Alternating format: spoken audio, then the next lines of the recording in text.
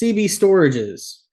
So if you've used ColdBox for some time, you're almost certain you probably ran into this, but if not, it is a module that provides you kind of a collection of smart storage services that you can put in your application. So, and this was kind of new for me when I first started getting into ColdBox and kind of learning about all the abstractions.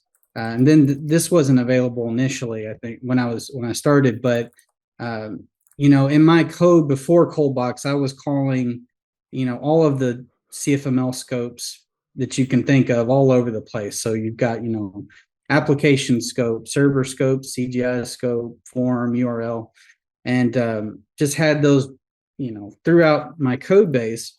Well, this module allows you to kind of abstract that out and gives you like a consistent API for dealing with all of these scopes. So if you need to pull from the CGI scope, you can. There's a very simple way that you can do that and work with variables there to get variables there. Also, if you're dealing with session scopes or cookie scopes, it's a really great way that you can kind of clean up some of your code and make it more consistent of how you're pulling those in.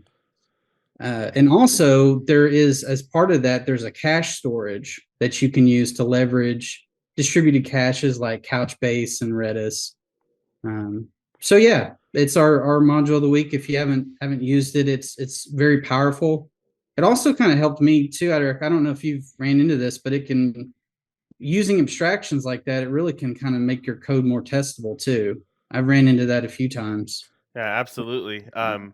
You can't mock the application like storage as far as if you just do application dot, you can put values in there and you can try to reset it at the end, but you can't mock that and make it isolated in your test.